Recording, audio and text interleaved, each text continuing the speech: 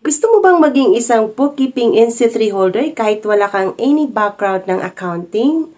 Or ang tanong, pwede bang maging bookkeeping NC3 holder kahit walang any background ng accounting?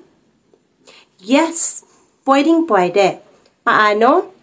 Well, TESDA short courses ang sagot dyan.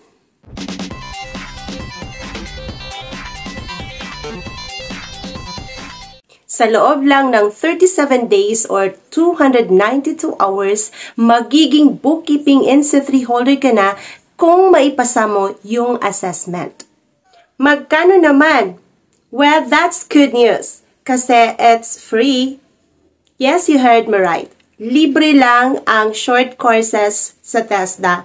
Meron kasing scholarship ang TESDA. Kapag nag-enroll ka, free ka na, may allowance pa. O, diba? Bongga.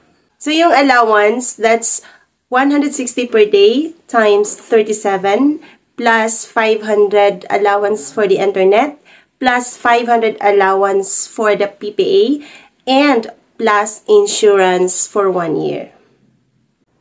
Sounds great, right?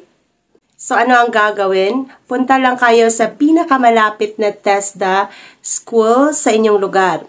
Take note na may mga lugar na wala sa TESDA mismo yung course ino-offer, kundi nasa mga private schools. Pero free pa rin. Yung buong course, kung babayaran ninyo, kasi may mga schools din na accredited, mga private schools na 18,000 plus. Short Again, courses ng 18,000 plus. Ang inyong babayaran. Walang allowance, inyo lahat yung gastos. Pero dito sa TESDA, pag naka-avail kayo ng scholarship, that's free. Pati yung assessment, libre din. Don't worry kapag hindi kayo pumasa sa unang assessment, kasi pwede kayong mag-retake. Pero, magbabayad na kayo. That's less than 1,000 pesos. Now, let's talk about the training. Kasi, diba, for example, wala kang any background ng accounting, mahihirapan ka. Pero, kapag gusto mo talaga, kakayanin mo. Diba?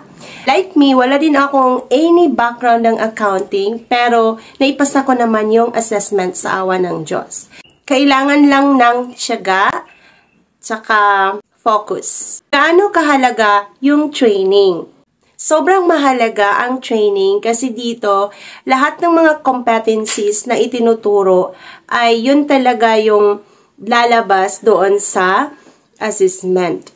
Sa mga may accounting background naman, of course, this is an advantage for you, especially sa mga accountancy graduates or mga accounting students or BA graduates, BSA graduates. So, advantage sa inyo kasi para na lang kayo ditong nagre-review. Pero of course, mahalaga pa rin yung training. Kasi dito, nakafocus talaga yung trainer para sa assessment. So, yung mga competencies na tinatalakay dito ay talagang nakakatulong para maipasa yung assessment.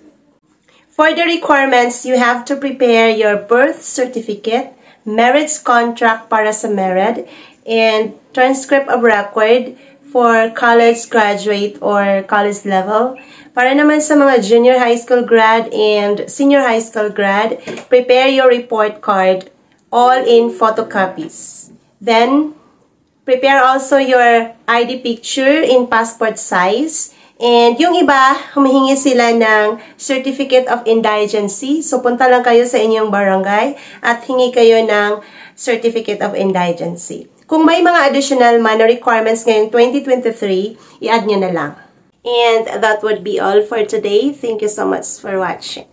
Abangan nyo po for the next video. It's all about the tips and scope of the latest bookkeeping NC3 assessment. Abangan!